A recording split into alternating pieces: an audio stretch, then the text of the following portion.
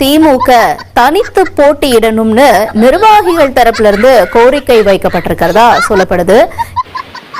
இனி வரும் தேர்தல்ல திமுக தனித்து போட்டியிடணும் அப்படின்னு பெரும்பாலான திமுக நிர்வாகிகள் திமுக தலைமை கிட்ட கருத்து சொல்லிட்டு வர்றதா ஒரு தகவல் கிடைக்கப்பட்டிருக்கு.